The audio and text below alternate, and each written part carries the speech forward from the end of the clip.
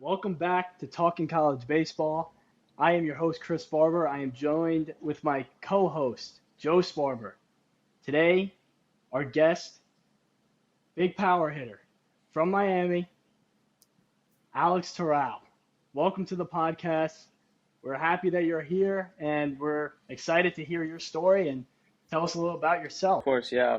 Dude, you guys are like brothers to me, so I'm so pumped to be on here. It's crazy, just to think back to where this all started with me and Joe 6, 7 years ago. Didn't know him. Now we're family. It's great. Early family. Uh, Throughout this episode, guys, if you hear me saying Toral, it's his last name. It's what I know him by. Alex is his first name, of course. And before we get going, we met freshman year of college. Last episode, you heard Fed. He was one of my roommates. Freshman year, Toral, another one. So he's our second suite mate in an apartment of 4 people. So we're really excited to get going. We just want Let's to thank do you this. for coming, and let's do it. So we're just gonna start before college, before I even know who Alex Toral is. I hear rumors, number one baseball player in the country, commits to the University of Miami. Turns out to be you. Yeah, man, this all started forever ago. I started playing baseball. I was 8 years old, and growing up, I played with the same 10, 12 guys, and Fetterman being one of those guys. Growing up all the way through, and really when I got to high school is when I started to realize, man, I'm pretty good at this baseball thing, and really just fell in love with the process of becoming better and better and better every day. And I think that's what really ultimately led for me being so good and getting that praise and getting to college as one of the top prospects. Yeah, that's a crazy Yeah, thing, being the number one baseball player in the country. I remember going to Miami, not even ranked, and I find out the 3 guys I'm living with are all professional baseball players. Who would have thought 4 years down the road? Uh, Oh man, I mean that's the beauty of it though. You really never know who you're going to be stuck with, living with, becoming great friends with. Because in the grand schemes of things, I mean, look at it. You're in medical school. You're going to be a doctor. You're going to be a surgeon. It's like, who would have thought that? Okay, I met this guy from New Jersey, and then from day one, I'm going to look at him and say, this guy's going to be a crazy big surgeon one day, or he's going to, go to medical school and 4 years down the road, and you don't just see that by the first time you meet somebody. It takes a lot of relationship building and getting to know people to see, dang, this guy's a good guy, this guy's a bad guy, this guy has something up top that's going to take him in a successful path down life.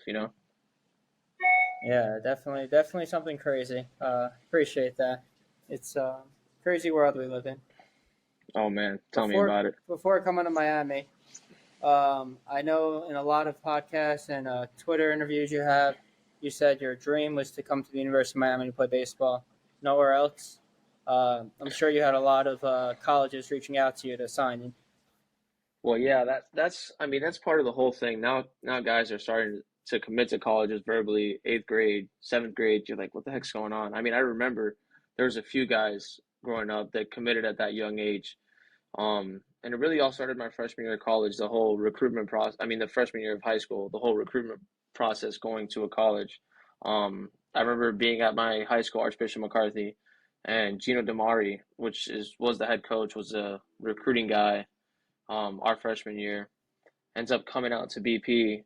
Um, to watch us hit and watch the first couple innings of the game. I'm pretty sure I started on the mound that day in high school too. It was, I mean, a weird day, and that's when it all started. And he was like, "Hey, I want you to take a visit. I want you to come do this." And my high school coach was his roommate in college, so he's like obviously pushing me that way and go take a visit, go do it. And I didn't really know the process of all that. I took my visit to Miami my freshman year of high school, and everybody was like, "Hey, the pressure's to commit right on the spot."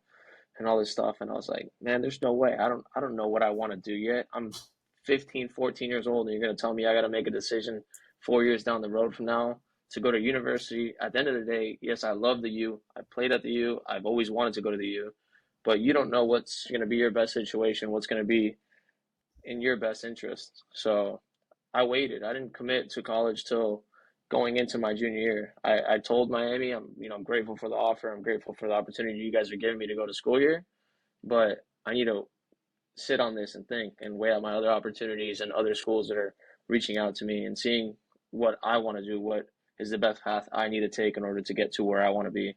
So that was a whole deal with Miami right away. I ended up taking three official visits, or three like big visits in my opinion, which is I went to Miami, and then I went to UNC, and I went to Duke. All of them very unique, very different. The thing um, that really was like kind of crazy to me was growing up in Miami, living in Miami.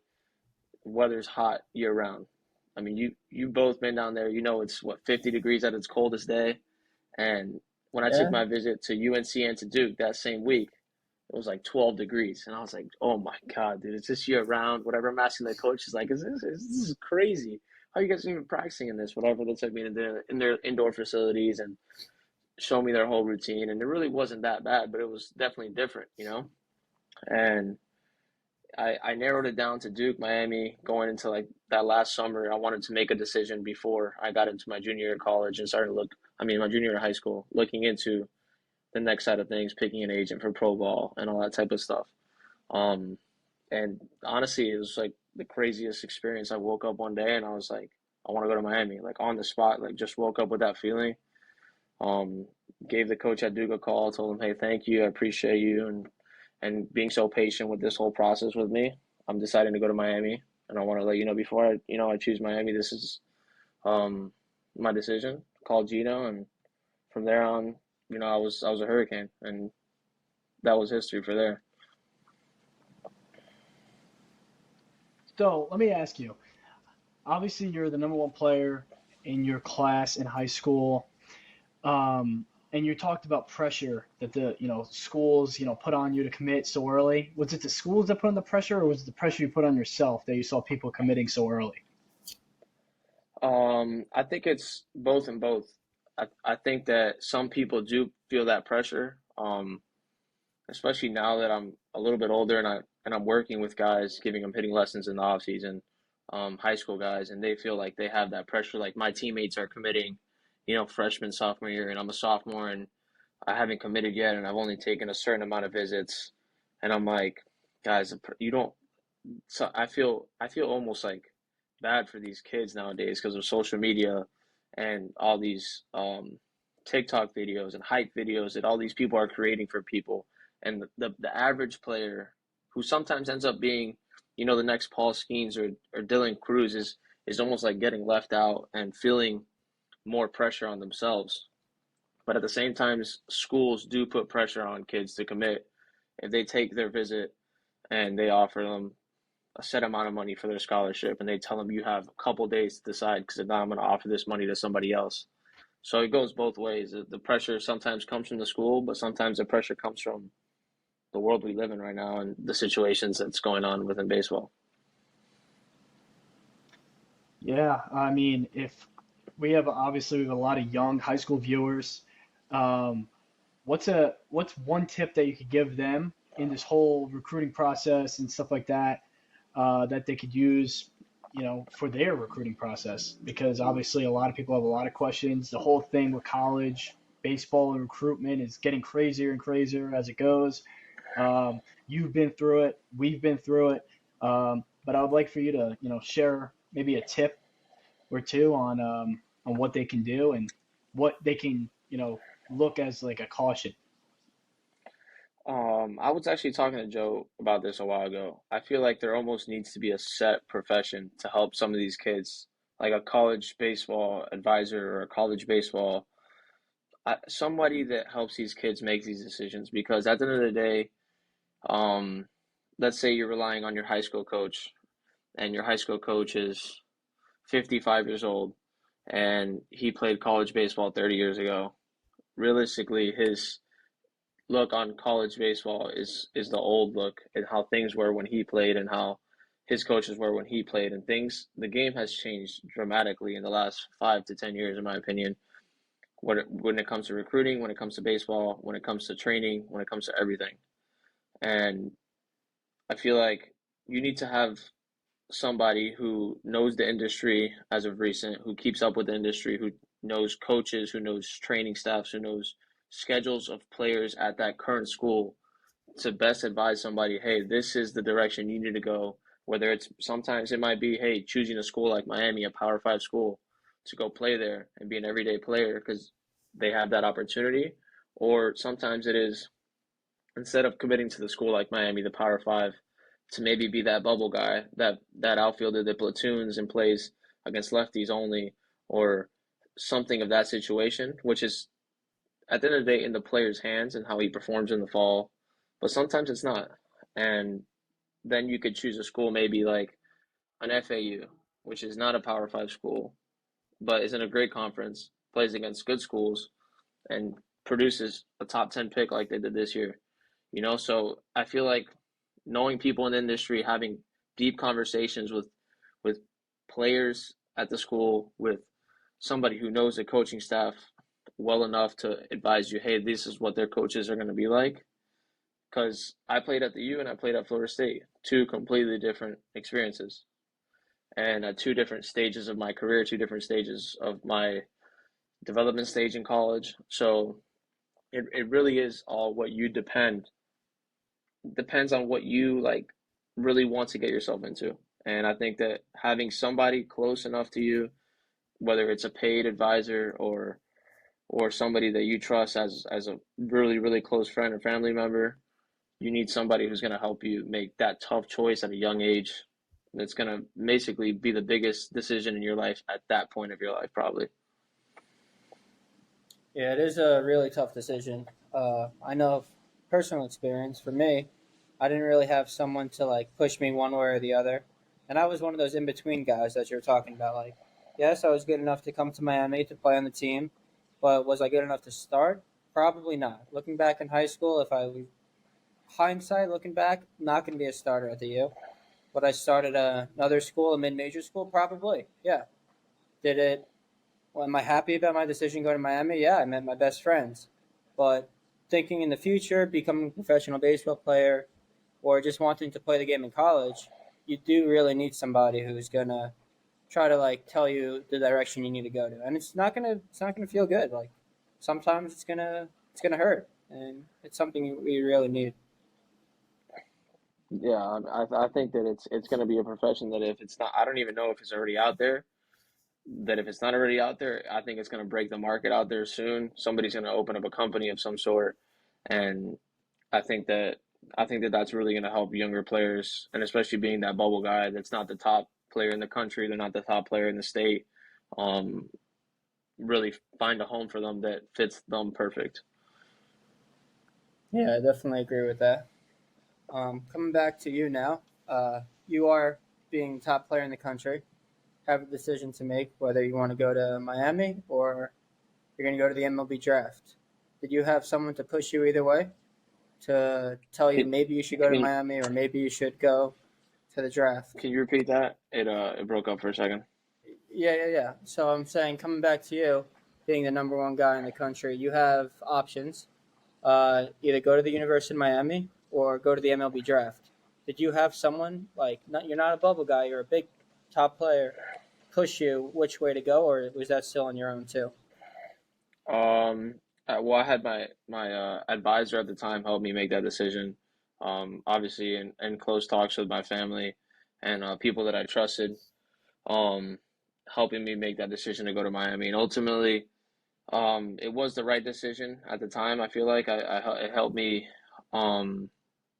learn a lot of things about myself going to college, going through struggles, injuries, situations that I feel like if it happens to sometimes an 18-year-old going straight to professional baseball where it becomes your full-time job, the stress might be a little bit more on you rather than being a student athlete in college. But I think either way, either decision I would have made, it would have been almost like a parallel decision. It was a win-win. I wasn't going to lose in any situation. Yeah, that's good to hear. You don't hear that a lot from a lot of people. So you decide to go to the University of Miami. You move into Mahoney Pearson dorms. You have Fetterman, who we had last episode. You knew you were going to move in with him. You hmm see two guys from the Northeast. What's going through your mind? Two random kids you've never heard before in your life. I honestly had never even imagined myself putting in a living situation that we had. That was, I think, one of a kind experience where we're living in a room that's, I don't even know, maybe like 20 by 20 for two beds, a closet, a mini fridge, like a desk, one bathroom with a sink and a toilet that breaks and the water that breaks and the AC's breaking. I mean, it was a one of a kind experience. But I think when we first saw you guys, I was like, I don't even know who these guys are. I remember telling Fed, I was like, dude, I don't, what was his name again? He said it, but I forget. Like, and then we see you guys at Target when we're all buying stuff for the room, and I'm like, dude, I mean, we got to go eat with these guys or something. We're gonna live with them, so. And then it took like it was like a couple week long process. It felt like until we kind of got to the point where we were hanging out a ton and really getting to know each other on a personal level. Because the first week was almost like we're still adjusting to where we're at, and then the second week was like, all right, we got to get a little bit more comfortable with these guys. And then by the third week, it was like I was taking you fishing and jumping off a pier and telling you to grab this shark we just caught. Like it was like from one extreme to the next real quick. And at the end of the day, like those times is what really makes that college experience fun, because you get to meet people that you would have never in a million years imagined. Okay, this guy, he's gonna be my best friend the rest of my life. This guy's gonna be at my wedding. You know, he's gonna be there every step of the way through the rest of my life. And really, that I think that's the cool part about it. I totally agree with that. Um, I don't want to bring this up. Fed brought it up actually last time, so we're going to have to talk about it. The legendary mini fridge story. We need to hear your Oh side my of the God. perspective. We need to hear your side of it. So for everybody who doesn't know, me and Fed, obviously we lived an hour away uh from campus, and we went home the first, I think honestly like the first like year home for every weekend, just because that living situation was tough. I mean, honestly, it was crazy, and it was the first weekend, and I think I have my PS4 in there, a couple, belts or cologne. I don't even know, like nothing that really was valuable enough where I was like super worried about anything. But we're going out of town. I think we went to the Keys, and Fed's like, "Hey, we need to block this door. It doesn't have a lock on it." I'm like, "Oh, I mean, we probably, yeah, I think so, but I don't know how we're gonna do this." He's like, "Come on, dude, you got a Cuban engineer something here." So I'm like, "All right, we can put this mini fridge," and then he makes me duct tape the door, and I duct tape it, and I'm like, I don't know if this is gonna hold, but I guarantee you we'll find out if they came in here or not. Like, if the duct tape's off the door, they came in, bro. I mean, what are we gonna do about it? We'll find out when we get back. And then, I mean, looking back 7 years later, it's like, the hell were we thinking? What in the world were we thinking? What are they gonna do? They're gonna take our stuff and just we're never gonna see it again? Are they gonna go back to the Northeast with it? Like they were gonna have to live there the rest of the year. We're gonna get it back. Crazy. Something that happened the first week of our friendship. We could always look back, laugh at it, and it's going to stick Oh with my us goodness. forever. But who would have thought Oh, 7 years ago we would have been best friends still? oh, I know. Oh, and thinking about something like that, like these guys are gonna steal something. Oh man, what a time. So Terrell, you mentioned that the AC would break. Tell the viewers what would happen when the AC break. Who fixed that? Oh, I would just go in there with whatever I had, and I was like, I got this. I'm gonna fix this thing, and I would just start cutting wires. And Joe's like, dude, what are you gonna do? I was like, it's already broke. It's hot as heck in here. I gotta break it. I gotta do something to fix something. So I just started cutting wires, and then it was good for one day, and then it just went toast. The next day, I was like, oof, we gotta call downstairs. They gotta fix this. It's already 95 degrees outside, and now we got no AC. We're toast. So I Baseball would Yeah, I just don't know start player. what cutting Terrell would wires. do. Baseball He was our player, Cuban part-time mechanic. mechanic. No, Oh, everything. hey, I will say the toilet did break, and I told him, listen, the guy's gonna come in here and take this part off, and this is how he's gonna fix it. And he's like, all right, we're gonna see. The guy came in there, did exactly what I did, but he's like, Trout, we have no tools to do that. I was like, but I would have figured it out. Yeah, we always argued. I didn't want to be in 3 feet of water on the sixth floor of the apartments freshman year, so we let them handle it. Oh, oh, that would have been hilarious. So, So yeah, we finally meet up, we link up, we become really good friends. And me and you are not the fastest guys in the world, if everyone wants to know that. So No, we did absolutely not. summer workouts, like as Fed was saying, like 5 a.m. every day in the summer. But running and conditioning was on our own.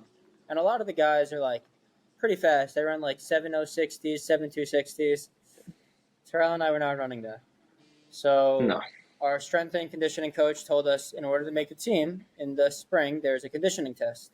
And we're going to practice it in the fall, we're going to practice it in the summer. But for now, you guys are on your own. The conditioning test consisted of 10 110s. And for people who don't know what that is, you would run a 110-yard sprint.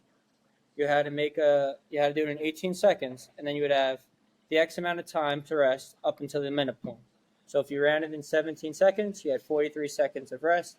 You had to run it again. You had to do this 10 times in a row, breaking a certain time. That was our conditioning test for the spring. Toral and I decided to go practice. 100 Oof, degrees out, middle of July. not a good idea. Let me tell you, I'm gonna continue this story because I still remember this day like if it was yesterday. So we finished working out full lift, like this full body. We had a full body workout in the summer. It was 4 full body lifts, 4 days a week, and we just finished crushing our workout. We're like, hey, we're gonna go practice on the soccer field over there, or whatever. Our strength and conditioning coach like, yeah, go get it done, whatever. So me and Joe go out there, like 1 cup of water, hot summer day, and we have our phones with us or he gave us a stopwatch, I think, to test the time. So all right, we're like, all right, we're gonna do this. Run to the other side. We're gonna break over there, run back, break. One. Okay, so we take off. First one, like boom, 17 seconds. I'm like, oh my god, this is like a full-on sprint across the field. I'm like, oof. Wait the time. 17 seconds again. Like we make the first 4 ones, and then the fifth one, we're like 20 seconds in. On the fifth rep, we're not even close to making the time. And I'm like dying out there. I'm like, Joe, dude, I don't think this is 110 yards. Are you sure a soccer field is 110 yards? He's like, I'm 100% sure. I played soccer. I'm like, dude, this is far. Run the next one. 2 soccer players walk out. I'm like, hey, excuse me. How long is this field? This is pretty long, right? Like 120 yards. I'm like, I knew it. We're out here running 10 yards extra. That's why we're not making the time. But we're toasted. Like, so we finished. I think like we don't even think we got to 10. I think we got to like 6. We're like toasted. Walking back across the baseball field, sweating. Get to the locker room, just straight on the floor, laying on the floor, huffing and puffing, like 20 minutes to recover. And the strength coach walks in, and he's like, Joe, Toral, what's going on? I'm like, Gabe, we went out there and we did 10 extra yards every single rep for 6 reps, and I'm dead. I was telling Joe the whole time, and he's just there laughing at us, like cracking up, like it's the funniest story he's ever heard in his life. I'm like, this is not funny. I'm like hyperventilating on the ground over here. I'm about to die, I think. So, I mean, but the running at Miami was completely different than a lot of places. We did do a ton of conditioning, I will say that. I mean, it almost felt like we were part of some military boot camp some days. It was like, what are we doing? This is insane. But I think the purpose behind it was to make you push through situations that you didn't think you were going to get through. Because when you got to that 8th, 9th, 10th sprint, you really didn't even feel your legs. It was just like, okay, let me switch my mind to a place where I have to push a couple more sprints through, and I'm done. And then by the time you finish, you really didn't understand what you did, but you got through it, you know? Yeah, it was definitely something to remember running at the University of Miami.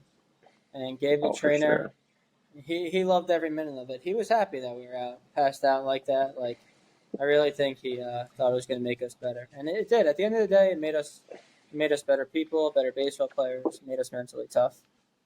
Mentally tough for sure. I will say that because I've never been the fastest guy, but I felt like when it came to all those conditionings, I felt like I was always one of the guys in the front just rolling through the whole thing. Yeah, No, it's good definitely, we knowing that. definitely were. Yeah, it's good knowing that you're, when you're doing it with your whole team. It's kind of a team bonding thing as well. It's not team punishment, but obviously when you're doing it as a whole team, it's just like after the fact, you guys look at it when you're through the season and stuff like that, and you'd be like, yeah, we all did it together in the hot summer. So Oh, for sure, that's a for good sure. I thing. mean, we still talk about it, and it's been a couple years already since we've done it, and it's like I always said it like it always I think brings the best out of the people who love the competition, who love the aspect of say I don't want to be the last guy. But then if it is punishment, sometimes it brings the best out of people and holding guys accountable and making sure that your team is held to a standard to where no not only you guys like want to win, but you want to do things the right way. Yeah, there was always something about it. It was like punishment running versus running from the coach. They would always bring out a fight here and there. But you Hmm. started to notice, like later on into the fall, like maybe 2 or 3 weeks to go, everyone was just started to come together, stop complaining, just pushed each other past the finish line. Because in the beginning, you're competing against everyone else. Like we said, it's like your job versus mine. You're trying to compete who's going to finish first, who's not going to mess up. And if you did mess up, the whole team got punished by having to run extra. And like it was, everyone was pretty selfish, I would say, in the beginning. I know I was in the very beginning. I was always trying to be the first, always trying to win, etc. But later down the line, like it really meshes the team together. You're pushing each other to get past that finish line, so no one misses the time, and it's Hmm. good. For sure, for sure. Sometimes literally pushing people too. So Literally pushing people. So freshman year, we start the season February. I think it's Valentine's Day, February 14th. Jim Morris's last season. Um, you're a starter. You're in the starting lineup. Opening weekend, we play Rutgers. First at bat, you already make history in Miami. Your first at bat as a Hurricane, Alex Toral is already making history. He joins one of 5 or 6 people, I believe, for their first hit ever as a yeah, Hurricane to be a home run. I think a few people have done it since too. So I think Gabe did it as well that later that year. So I think it was Yonder and Zach Collins who had done it before then. But yeah, I mean, I guess being a part of guys with those names, sweet, no doubt about it. I mean, those guys are Hall of Famers. Those guys are big league baseball players, so no doubt about it. Yeah, it's something um, cool. hmm Yeah, I mean, looking back at it, it was definitely I remember that about everything. I think I had 2 strikes, widened up, hanging breaking ball, 2 strikes, and just got the barrel on it, put a good swing on it. Boom, gone, jack, and I'm running the bases, freaking ecstatic as hell. So, Yeah, I didn't even hit the home run. I wasn't even playing. I wasn't a starter. But I remember Rutgers not wanting me to go there. Like they didn't want me as like a baseball player. They weren't interested. And I remember having one of my best friends, my roommate, hit a home run against them. It's like I did it. I was so happy. I was going nuts. So it was yeah, great I to mean see. that year was um definitely a roller coaster, but I guess it started off on a good note. Absolutely. So we finish off the freshman year. We don't make the college playoffs. We don't make the NCAA tournament, and this is like the second year in a row for Miami to not make the tournament, which is like something out of this world. Like that doesn't happen. University of Miami, they make the tournament year in and year out. So we don't make the tournament. We go into our sophomore year fall, and Gino Damari takes over as the head coach.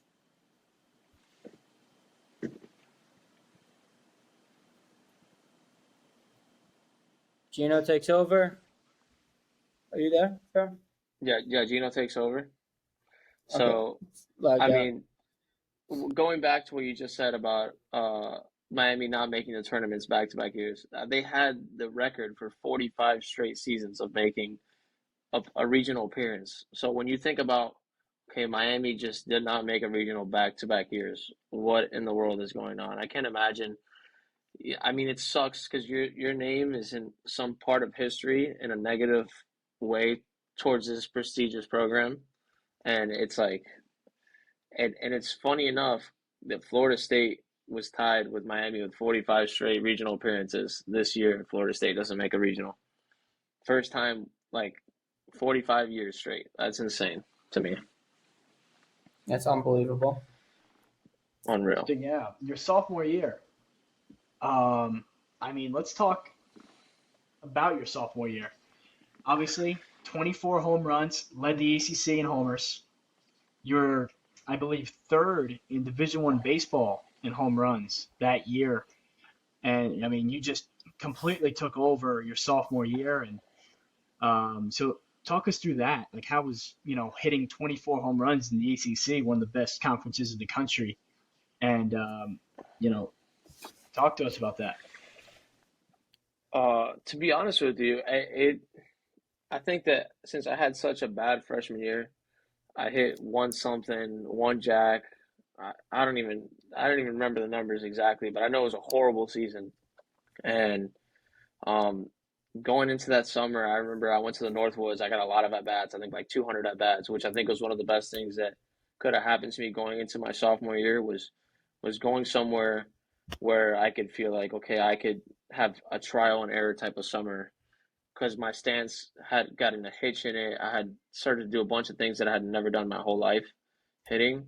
So I was fortunate enough to go with another one of my teammates in Miami, the same place, and Isaac Quinones, and he was constantly with me in the cages that summer. I was asking him to take video of me, and I was even having him take video of me in the game because our coach was okay with it. He would videotape me from the dugout so I could rewatch my at bats, and try out a bunch of different things in my swing and see what stance I felt like was going to be the what was closest to what I had been with my whole life. Um, and that summer, I felt like I got into a groove towards the end of it and started to feel comfortable hitting a certain type of way and found a routine that worked for me going into my sophomore year. I kind of kept that routine all the fall and going into the spring. I felt like that summer was what really helped me propel to that big jump my sophomore year. And a lot of times too, I think I had a meniscus surgery done a month and a half before the season started, and that 2 week of rehab was almost like more motivating. Like I need to get back. I need to get able to be healthy to play opening day, and I was constantly telling myself like, okay, I have 5 days of rehab before I get to start hitting. And I was pushing the therapist, I was pushing our trainer. I was like, hey, in 5 days after my surgery, I want to hit. 6 days, I want to be on front toss. In 7 days, and he was like, you're crazy, you're nuts, whatever. And I'm like, no, no, no, no, no, no, no, no. I got a season to play. I did this surgery at this point. I removed my meniscus for a reason. I want to play. So, I mean, and Joe was there for a lot of that time too, because the season I did hit 24 jacks, but I got off to a really hot start, and then I went down and I had I want to say like a month where I probably hit like 200. I was still pumping balls out of the park, but for that month, then my average went way down, and it was a ton of late nights on the weekdays in the facility, taking reps in the cages. I mean, I remember Joe would even FaceTime you at times when we're in there till 9, 10 o'clock at night. We were seeing GM in the cages at 10 o'clock on a Saturday night, and GM's like, "What are you guys doing here? Like, there's nobody here." GM was our clubhouse guy in Miami, and I mean, it's just a lot of the hard work along the way to help you get to that point where you finally see yourself succeed, and it felt great. Yeah, definitely a lot of late nights in the cages. We would basically live there. We would come either if we had a game going on, after the game we would go and hit, or if we didn't have a game, we had a practice. We'd go to class, come to study hall, and then just get back to the cages at 10, 11 o'clock at night. And this is pre the facility, right? This is when we had the outdoor cages. This is the outdoor cages, and I mean, I'm talking about we live there. If we didn't hit in those cages 3 or 4 extra times a week, late at night, or even sometimes if we left on a road trip on Thursday and we didn't have class Thursday morning because we were exempted from those classes due to our travel schedule, we would get to the cages early and hit on Thursday morning, shower, and get on the plane and leave. So it was a ton of extra work, for sure. And it definitely shows. I mean, 24 That home hard runs work is pays off, something, So definitely something that shows. That's the home run yeah, record, right? I believe at Miami. I, I tied it. I think tied it with. I don't even Tied the know who home the run heck it record. was. Yeah, it was. I was hoping we would make it a little bit further. We lost in that NCAA regional. I was like, God, I was getting on a hot streak that last month of the season. I felt like I could have hit anybody. So I was hoping we would just keep pushing, chugging along. But that regional Mississippi State was tough. So That regional, crazy experience. Fed walked us through his experience with it, on like what it felt like for him to pitch. But how did it feel like playing at Mississippi State in front of 14,000 people in our first regional ever, first ever college regional? yeah, I will say that. I mean, I tell every single person that I'm still waiting for the day where I could see Jake Mangum in person and talk to him about this. All-time SEC hits leader, Jake Mangum, Florida or Mississippi State comes up to the plate. They call him. The game started. The place is going nuts. And when they announce this guy's name, he's coming up to the box, hyping the crowd up, like literally in a baseball game, throwing his hands up, and this place is erupting. And I'm like, what? I look at Villar. I'm like, Villar, are you watching this right now?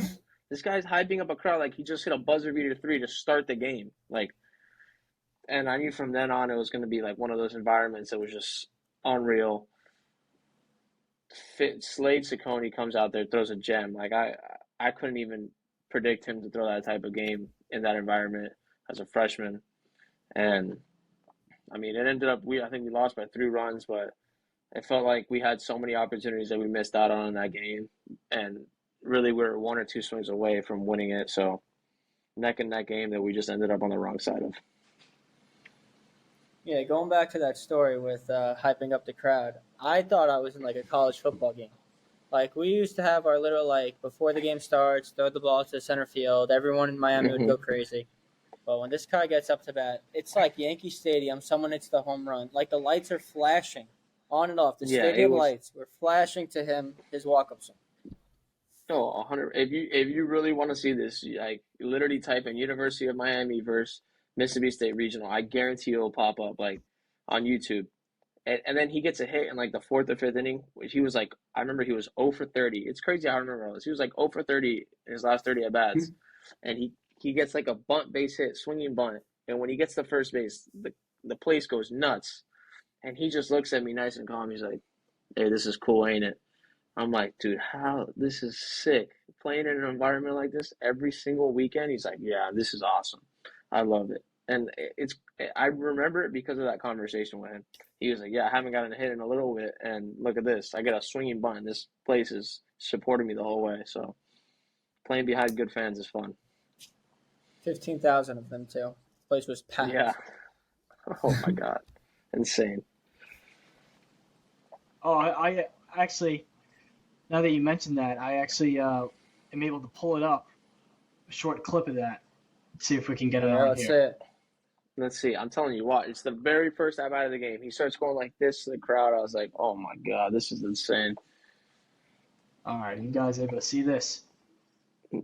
Okay, wait. That's Central Michigan. Hold on, ready? Is it?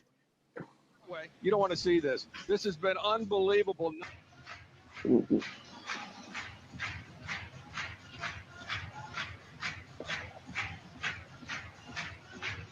I can't imagine what Slade's thinking right now. He showed up. Here we go. Oh, he did. Look at this.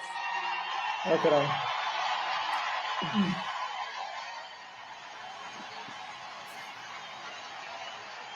Look at this. Taking his sweet time to get in the box. This is a baseball game. He's making it seem like we're playing This is a baseball game. a football game.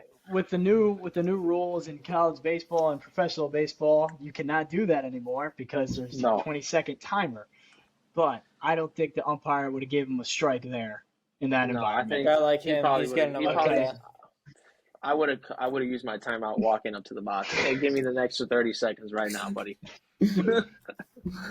Yeah, I mean you can hear it through the video how loud it got over there. Okay, he's pumping his hands up like he just hit the walk-off home run, like you said. I mean, it was like Derek Jeter in Yankee Stadium right there. Okay. Yeah, it was like Derek Jeter. Yeah, that was insane. That stadium was not only was it huge, not only was it like a crazy place. In the outfield, they had like barbecues and smokers, and people were like having full on like barbecues, picnics, cooking food out there. There's a hotel in left field, and this is a college stadium. Yeah, we went to the Central Michigan game all night. Mm-hmm. We went to that Central Michigan game, and I remember I was walking. We started off in the barbecues in left field. I was actually with Joe, and I have a video of this. We literally walk all the way around the stadium. We're like, oh, let's see if we get behind home plate. And this lady's like giving us her tickets like 5 rows up behind home plate. And I have a video on my Snapchat. I'm almost positive of us sitting there like, look at this. This is insane. They just gave us free tickets 5 rows behind home plate just because we were players in this regional. Yeah, the people were Ridiculous. so nice. They could have been so mean to us, but they were the nicest people in the world. Oh, first class fans.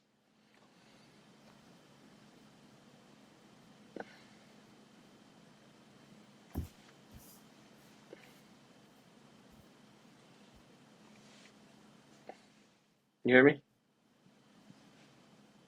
No, I can hear you now, yeah. Yeah, I was just waiting. I thought it broke up for a second. Okay. Yeah, so back in Mississippi State, we're out there having a barbecue with these people. They're giving us food. They're being nice to us, giving us their seats. They end up beating us, but it's an experience we'll never forget out there. We come home. Gino's bittersweet. It's his first year as a coach. Brings us back to regionals, and it's his first year. So there's goods and bads that came with it. We move on to our junior year. Gino has the same team basically, just a more mature team, older team, and we're ranked the number 1 team in the country. This is our year to win Omaha. We're 5 games in the season. COVID-19 hits. What's going through your mind? Honestly, it's crazy how you have such vivid memories of all these things. And it's like we just get to UCF, we play a midweek game on Wednesday. We just finished winning our opening ACC weekend against Pitt. Like sitting there in my hotel bed, laying down, Chris McMahon walks in the room, and Rudy Gobert is on the TV touching the mics, and all of a sudden, all the NBA is canceled. And I look at Chris, I go, oh, we're not playing tomorrow. We were supposed to get on a plane and leave to Virginia Tech. I was like, we're not playing tomorrow, dude. Watch. Wake up the next day, get ready for breakfast. We're supposed to go get a lift in and then head on the plane and leave. And team meeting, hey, we're not going to Virginia Tech because right now the season's been postponed. The word they use is postponed. And I was like, postponed. And they were like, oh, we're going to go get a team lift in at the facility at UCF. I'm like, what do you mean we're going to go lift? They just canceled the NBA. We're going to go, everybody's going to get COVID now? Sure enough, a player on our team doesn't feel right. I got a fever. I got a flu-like symptoms. And we're like, oh, my God. So instead of going, we go work out. From there, we go to a hospital for like 6 hours. They give you the option to get off at the hospital and get tested for COVID. I don't know what they were testing with at the time. It was the second day of COVID that I had never even heard of what the heck was going on. And now we got a test for this thing. I sat on the bus for like 6 hours. I was like, I'm not getting in the hospital. I go in there, I'm going to come out, and I'm probably going to die. Everybody's dying. I don't know what's going on. So we sat on the bus. I think it was like me, Joe. There was like 5 people sat on the bus. And I'm like, hey, can I go to Chick-fil-A maybe, get some lunch? I haven't eaten all day. We just sat on the bus and drove home in silence. Season was over. Went home, finished school through Zoom. Oh, my God. That was honestly one of the most miserable times. I didn't leave my house for like 3 months. I will say I got in pretty good shape because all I did was run, bike, work out. Like I had nothing else to do. I would hit wiffle balls in my backyard. The day the season was canceled, we still got that workout in though. Oh yeah, we got the still had us work out. Oh yeah, we got our lift in though for sure. And that was definitely like you said. I mean, we were definitely nobody could tell me anything. We definitely had the best 3 starters in the country, no doubt about it. I mean, when your Friday guy's a 5th-year senior, probably had one of the best ERAs in the country, signed as a free agent in AAA now. Your Saturday guy was a 2nd rounder, probably should have been a 1st rounder, played for Team USA, in AA now. And your Sunday guy was Slade, we just saw in the video, 1st rounder, and he's in AAA now. Those 3 guys are probably all going to be big leaguers, and that was our weekend rotation, along with a great bullpen to go with it. Fetterman, who we just had on, was our closer. Like, I mean, that year was our offense was off to a slow start, and we still only had 4 losses through like 15 games. So, I mean, we were firing on all cylinders. Yeah, I mean, you were coming back off a 24 homer season, and I mean, you're ready to dominate your junior year. And Obviously your junior year was also the same year the draft got cut down to 5 rounds. So Hmm. obviously COVID had a lot to do with, the draft and everything like that. So, walk us through like your feeling when you heard that it's only going to be 5 rounds. What were you hearing? And yeah, give me your thoughts. So honestly, when they told me it was going to be 5 rounds, I was like, okay. I mean, we're getting a year of eligibility back, they were saying, so I wasn't really too worried about it. But in my mind, I'm thinking I'm off to a good start to a season. I'm hitting almost 300, it's in 290 something. I have like 6 jacks through 15 games. I'm on pace to hit another 25 plus. So I think I'm okay. Like I'm not too worried about it. I'm talking to all these teams. They're calling me all these Zoom calls and meetings and whatnot. I'm like, I'm feeling fine. I'm going in this draft, and worst case scenario, I'm here and I'm gonna get drafted third to fifth round, or I'm gonna go back to college, and I'm not really too upset about it because I was on pace to put up another type of video game number season, and I'll do it again. That's my mindset. I'll do it again. I'm not scared to go back there and try to do it again. But looking back at the hindsight of it, I got a few calls in the fourth, fifth round, and I probably should have signed because I never got the opportunity to play affiliated after that. But I mean, what am I going to do? Go back and mentally drain myself going back to that situation and saying I should have done this, I could have done this. At the end of the day, I went back to Miami. I finished my degree. I never got signed professionally with an affiliated team, and I have 2 degrees out of college, and I'm still playing professionally in independent ball right now, and I still have the opportunity to get picked up. You never know. So Yeah, I mean, look, obviously, like, no one could blame you because with COVID, everything was so uncertain. You don't know what was going to happen in the minor leagues or anything like that if you were to sign, and so everything was so uncertain. I mean, they said that they were going to push back the minor league, the MLB season, possibly 2 or 3 more years.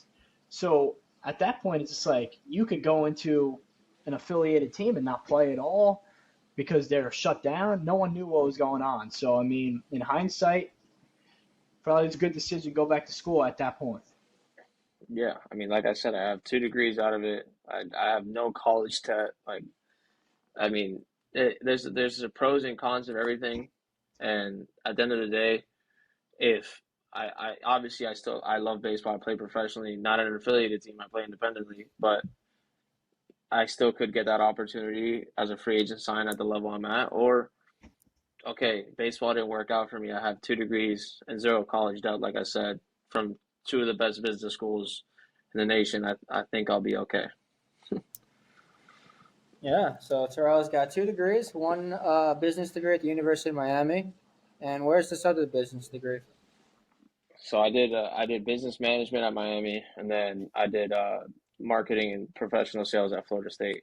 I don't know how I got that done in 1 year, but I did it. That was, man, I was ripping my hairs out. I think taking 6 classes in the spring and all business classes. I was like, this is insane. I've never tried so hard in school in my life. Yeah, Joe's always been the school guy. Oh, tell The me three about of it. I us here. know. Oh, I mean, going back to the days at Miami, I literally did not know how he would do it. He would stay up till 3 a.m. studying, and then we had our like 4:45 alarm clock to get to Lips at 5 in the morning. We were driving in the car like I wouldn't even put my seatbelt on. As bad as it is to say, it was such a short drive, and it would just be beep beep beep beep the whole ride. Nobody would say a The word. It whole would just time? be me and Joe.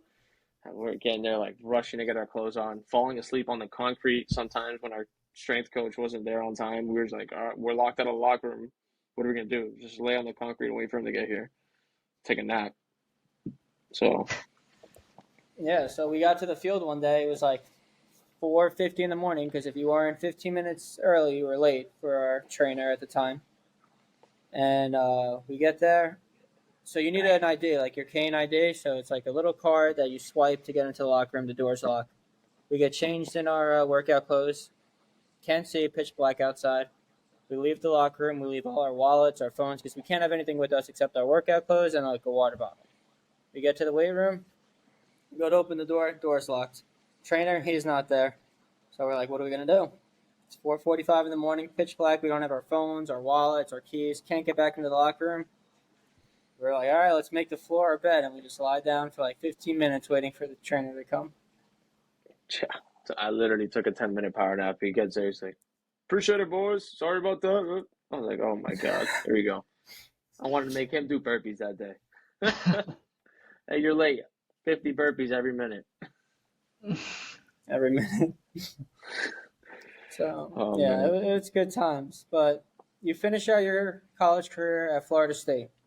You leave the hmm University of Miami. You go to Florida State. Chris has got the shirt on for the rivalry. If anyone doesn't know it. So, so I have the shirt here that's showing Florida State Miami rivalry, which is, arguably the biggest rivalry in college sports, not only with baseball but with football. And you know, um, obviously you played for both.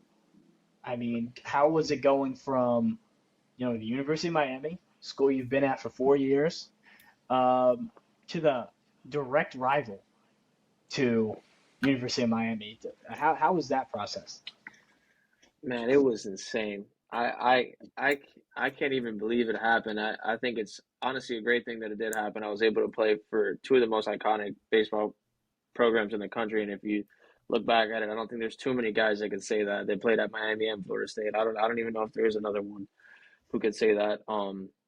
And and the whole process, once the draft ended at Miami, I knew I wasn't going to end up going back to school there for my 5th year. I'd already talked to the coach there, and it was basically, hey, it's time to move on type of thing.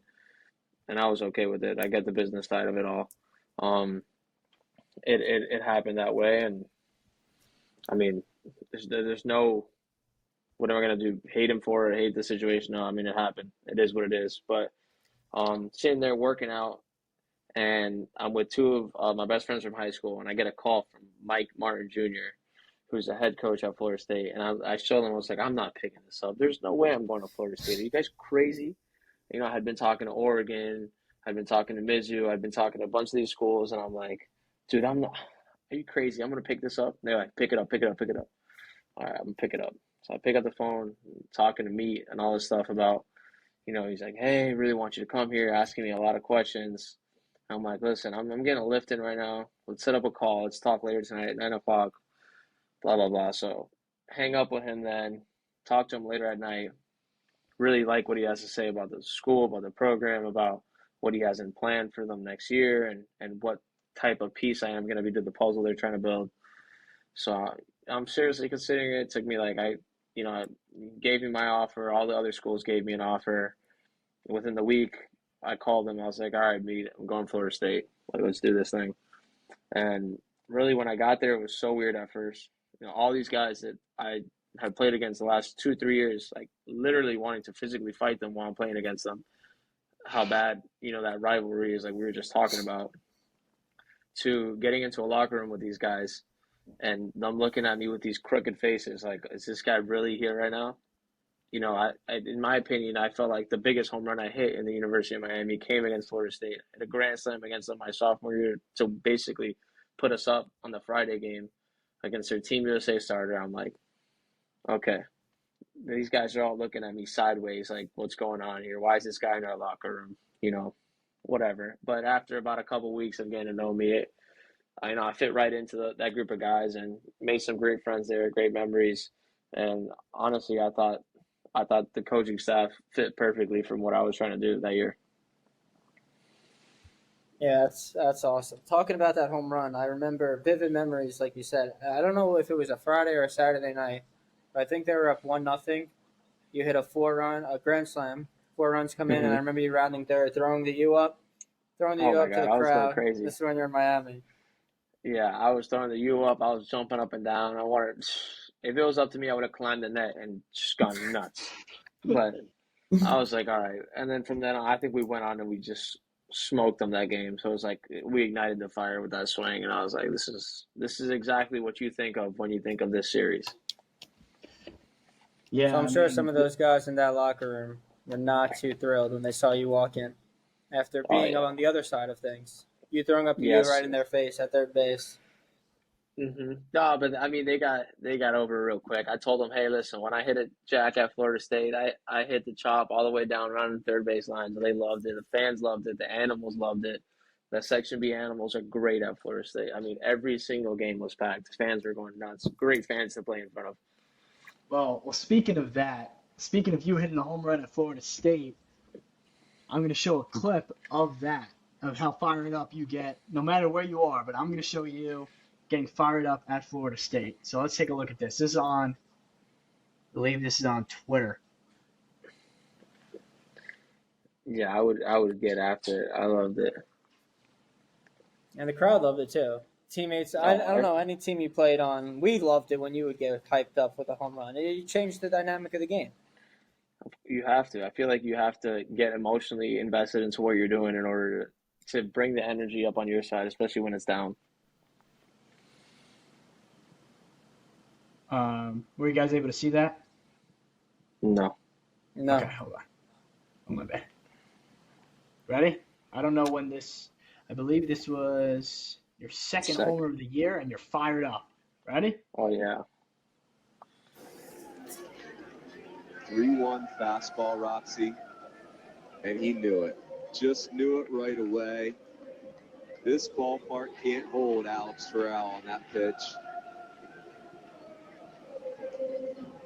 Spitting in nicely in Tallahassee. Oh, man. See, that's what I'm talking about. Like, those games, you see how packed that game was? And we're playing against Cal. We're down. I think we were down a run there. And I'm 0 for 3 on the night. Starter mode is down. They got the bullpen in. And I'm like, all right, got a guy on first base. We're down 1 run. I'm going to hit a jack right here. Literally walking up to the plate, that's all I'm thinking. I'm going to hit a jack right here. We're going to go up 1. And I honestly, as soon as I made contact, I just remember shoving my bat their way, towards their dugout. Not intensely. But then I made eye contact with their head coach, and I was like, let's go. Head coach was a closer in '99 at Miami when they won the national championship. So he comes up to me the next day. He's like, dude, that home run was sick. I know. I mean, it sucks it was against us, but, like, you know, I get the emotions. I literally made direct eye contact with him. It was sick. That was a good homer. Yeah, that's something incredible. Like, the emotions get flowing once everyone gets invested. Like, the whole entire dynamic of the game changes. 100%. 100%. Yeah, I mean, you might have hit the circus right there. I mean, they got a circus out there at Florida State. You might have hit that circus out there. Yeah, that circus was pretty far, but it was definitely in length of being hit. Speaking of emotions, the season goes on. You're coming to play University of Miami. Was this at Miami or was this at FSU? At Florida State. At Florida State. At What's home. going through your mind this weekend? I just wanted to win. I was like, I'm not losing to these guys. I know I played there and I love the school and everything, but there's no way that I'm transferring to Florida State to lose to Miami right here. I remember having a meeting with the coaches, explaining to them everything I felt like we had to do in order to win the series, and they were super receptive about it. You know, practice all week on things that we needed to do in order to win that series, and it ended up working. We came out on top, won the series 2 out of 3 games. After I think we lost the first one, won back-to-back the next 2 games, and great night on the Sunday game, and the team all hung out together. That's the one thing I will say about, you know, when I was at Florida State, when we won big series, when we swept, we had always like little get-togethers at some of the veterans guys had a house. We just get together, you know, play cards, hang out, everybody having a good time. Really good team bonding experiences. And I think that came with there being so many veterans on that team. I think we had like 14 seniors. So all those seniors kind of knew what you needed to do in order to form a good team environment. That's really cool. For sure. Yeah, obviously hitting, you know, I believe you had, 14 home runs for Florida State Yeah, in that something year? around there. Yeah. Yeah, I mean, It was a you're slow really, season, but I got enough, and I got enough jacks out, I felt like. I mean, for people that don't know, Alex Toral hits the ball really hard. If you haven't found that out by now, Alex Toral hits the ball really hard and really far. He hits some tape measure homers. I mean, I think you have the record at Miami for the furthest home run. I have to. I don't care what I anybody I says. There's no way that I anybody's hit think a ball farther than that. I mean that out. Well, talking about this home run, I believe it was your senior year, right? My senior year. Yeah. Senior year against Clemson, hanging changeup. Oh yeah. I mean, the announcers, no one really saw the ball land. I believe my parents were there to see that live, and they said my dad said that he saw the ball and he thinks that ball went over the parking garage because that's how far it went. He claims that ball never landed. Um, it's got to be one of the furthest balls you've ever hit in your career, and For sure. I would like to show that as well. Yeah, Let's that see. one was that was a tape measure shot for sure. Yeah, this was. I mean, this That was. had to be the farthest one I've ever hit. I don't think there's any question about it. If you see here, it says. I believe on the video it says the furthest home run in history at Alex Rodriguez Park. So there you go. Well, he obliterated that fastball up in the zone. Oh my goodness! And another one. Did that ball just go on the top deck? I think it did. I think it went on top of the parking deck. I saw some fans start turning around on top of there to go run. That is a long, long home run. Hits the fastball the first time. This time gets a breaking pitch. Yeah, he's showing the muscle. That's right, fellas. I just went to the top of the parking lot. I mean, have you ever done that in practice or anything, or was that like just a freak thing where you hit it backspin and it just took off? Like, have you ever done that? I had always joked around about doing it, but I remember I did it one time in BP with Chris Clute throwing our team cop. He would come out and throw money BP, and I was like, Clute, just bust me in today. I'm gonna put one on top of the garage. I was feeling good in the cages. I was like, today's the day I'm doing it. And I got one swing off in BP. They got up there, and he was just like, "Oh my god!" I was like, "Nah, I got to do it in the game now because everybody's gonna say, oh, it's just BP, oh, it's just BP." But when I got that one, I knew that was going up there. I stayed there and watched it for a second. I was like, "Yeah, that ball's going far." Yeah, you even do it in BP. Everyone would like talk about it. Like Chino was like the most. He wasn't never big headed, never small headed. Just like very reasonable. He's like, Al, like, come on, let's be realistic. Like, putting the ball on top of the parking garage. Like, I don't know how realistic this can be. Kids on the team were like, all right, get into the second, third deck in BP. But to hit the ball on top of the parking garage in the game for everyone to say was just incredible. Yeah, I don't care what anybody says. There's nobody hitting the ball that far ever again. No, I mean, and that's with a BB core bat, not even a Beaster bat where they used to use back in the heyday. And I mean, this thing didn't just get on the parking garage. This thing, you could see the people on the top of the parking garage literally turning their heads and seeing the ball go and go way further than the front of the parking garage. I mean, it's just an incredible show of your power and the swing, and it was just, I mean, that's just an impressive and incredible thing to do. Appreciate it. I appreciate it. That was definitely one of my more memorable home runs at Miami. Yeah, I remember a couple of my friends from New Jersey actually flew down. It was spring break weekend. They were there for that game. They knew who you are, and they were just like stunned. They were in awe. I think it was But Tommy G and CT that were down there. No. yeah, Yeah, I remember they were sitting definitely. right there. I remember pointing at them after because that was my second one of the game. The first one I pointed at them, I was like, "I told you I was going yard today." Yep. Crazy. My friends from New Jersey. You meet me. I'm from New Jersey. Years down the road, now you're playing professional baseball in New Jersey. Yeah, not too far from where you're at. I think when I drove over there. I drove over there earlier this season, like 40 minutes away, but we're more than halfway done with the season now. We're sitting in second place. I think that the team I'm playing for right now, I think we got a pretty good chance to win it all. So, I mean, we got to get on a little run here because we're off to a slow start after the All-Star break, but hopefully we can pick it back up and win this whole thing, and it'd be a cool experience. How would you say pro ball is compared to college baseball? I would say that obviously like where I'm at is way different from where other people are at. The guys who are in an affiliated team is definitely a more structured, a more um yeah, more structured I think is the right word. A more structured experience because like where I'm at, it's really it's like it's up to you on how much you really want to be prepared for the game, how much you're willing to really wake up early, go work out on your own. There's no mandatory hitting. There's no mandatory ground balls every day. There's no mandatory anything. You want to come out here, you got to text the coach separately. Hey, I want to go get some ground balls in today before the game. Hey, I want to go hit the cages a little bit earlier today. Um, just really on your own and different. It's just there's nobody that's really playing for like, okay, I got to get my numbers to get to double A. A lot of the guys here that are young are playing because, hey, I want to get my opportunity to get into affiliated ball.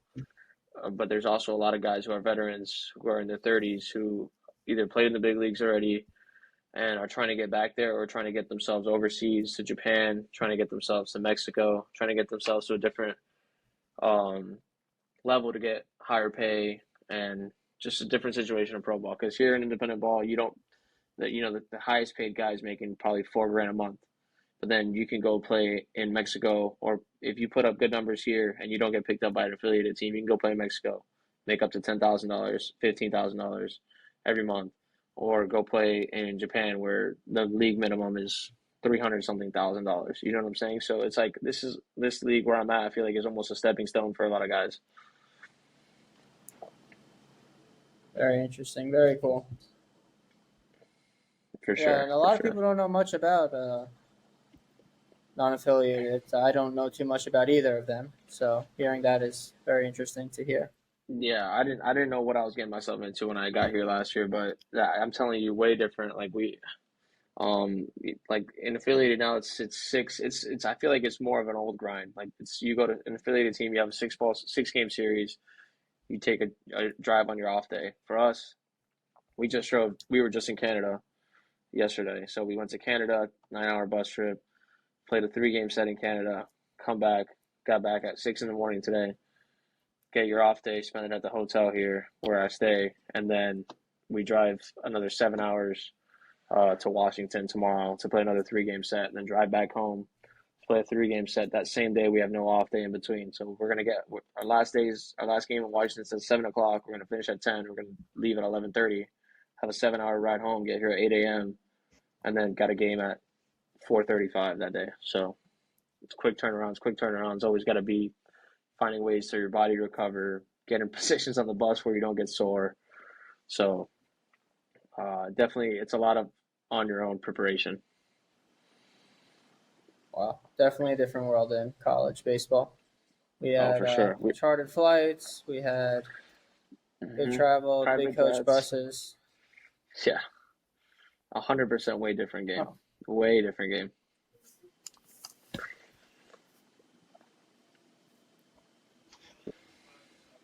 Yeah, I mean, if people are wondering, obviously, Toral still spanking the ball around the ballpark, hitting homers. Um, the high exit velo, everything. How's the swing feeling currently? I know that you're getting on the boss on and off. How does this affect your swing? And how's your swing feeling right now? Well, ever since the All Star break, I'm on a pretty good stretch right here. I'm pretty sure I've had a few games in a row now with a couple hits, and this last series, I mean, we got swept. It was a tough series as a team. I will say that playing where we were at in Canada is not the easiest environment to play at.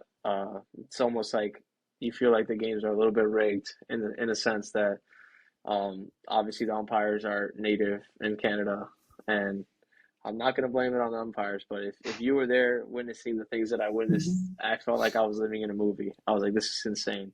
Up 4 or 5 runs in the last inning, and all of a sudden the umpire zone's getting tight, and we're losing games, and how are we going to get walked off up 5 runs in the last inning? Like, and crazy things happened this weekend, but I felt like I had a good series overall. I mean, the guy who started the last game for Quebec was in the big leagues too in 2021, 40 man for the Washington Nationals, and he obviously somebody who's in that level of their game knows how to pitch, knows how to play, and Like facing guys like that, I had a good approach. Base hit up the middle my second at bat, walked my first at bat, ended up 1 for 3 on the game. But I felt like my swing is kind of getting back to where I needed to get. Just making solid contact, a lot of barrels, doubles, homers, things that I need to be doing more consistent.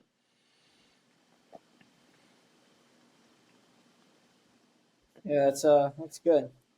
I'm glad barreling balls up, hitting homers, doubles. Going to Canada, it's got to be a crazy experience. I've never even been to the country, but just leaving the country to play baseball. I thought leaving the state to play baseball was sick. Leaving the country to play a game, it's got to be insane. Yeah, take your passport, cross at the border. I mean, everybody speaks French in Quebec, so it's like I mean, I felt like I was ordering food, and I'm like, oh my God, anybody here speak English? Menu, I don't understand. And I mean, it's definitely completely different. I mean, and it's almost, I'm telling you, like it's almost like the Quebec team wants you to lose. Like everybody who works there, like we lost game one. The clubby for the other teams walking in there trying to offer us beers. Like, no, dude, we just lost. Like, what do you want us to get? You want to try to get us drunk, so then we lose tomorrow again. And then literally every single game they were offering us beer after the game. I'm like, does it look like anybody here wants to drink a beer, bro?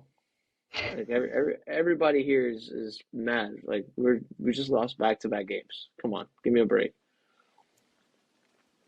You got Southern hospitality from Mississippi State, and now you go Canada. They're trying to be nice, being the opposite. Yeah, 100%. Trying to be nice is the right word for them. Wow. Well, for all the young fans listening, can you give us some? Can you give them some advice? I know you gave them some in the beginning, but what would you say to them if like they're trying to push their career forward, be a college baseball player, maybe make it to the pros? What would you say to them? I would say one of the most important things you need to learn at a young age. I'm saying like young age, as in aspects of high school baseball, when you're playing in high school, is have good time management.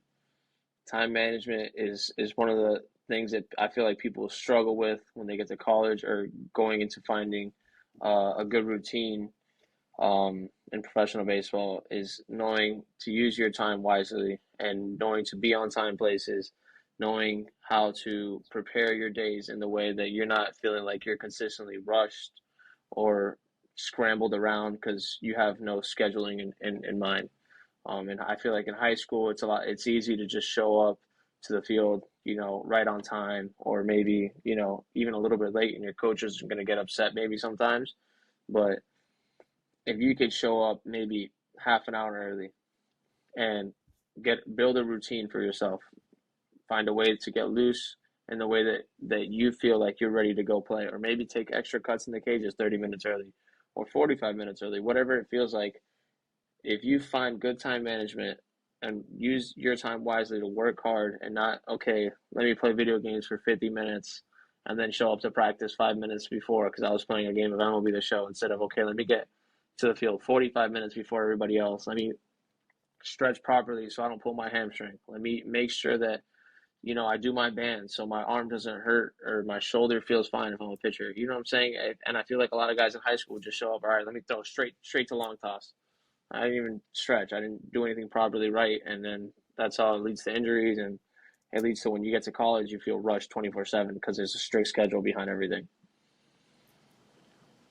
That's great. I hope everyone, if you didn't fully tune in, rewind it, re-listen to that again, because I agree. That's the most important thing in the world. Time management will get you a lot further than you think. 100%. Just want to say thank you. Of course. I appreciate being on here with you guys. I think that what you guys got going on here is great. I think young players need to listen to every single person you have on here, listen to every single minute of these podcasts, because at the end of the day, things that are being said on here is going to help them excel in their games, and it's going to help them be more prepared for what's coming in the future for them, or what's maybe going on in their certain situations that they're in right now. So I keep this thing going for sure. You guys got enough people, enough brains you could pick, and you guys have more than enough knowledge in your own brains that you can definitely share with the viewers and anybody who wants to chime in here. Thank you so much. Toral. We appreciate that. Thank you for like I said, like Joe said, thanks for coming on. Obviously, younger players, if you're watching, even if you're in college, and even if you're going into your pro career, you need to listen to what Toral just said because he's been through it all. Trust me, he knows what it's like to be at the top, continue through his college career, play professionally. He knows exactly what it's like, and he has been through it. So pay attention to what he just said there and take the advice that he has given you because it is very valuable advice. So thank you for that. I mean, it was great. Yeah, of course. Appreciate you guys. Yeah. Always, always. Yeah, it was great having you, bro. Thank you for taking out time out of your day. Hope to Always, have you guys. back on soon. Yeah, hopefully I'll see you guys soon here. I got another 2 months in Jersey, so I'll try to swing by here on one of our off days. All right, Sounds sounds good. All right, man. Love you guys. You too, bro. Peace.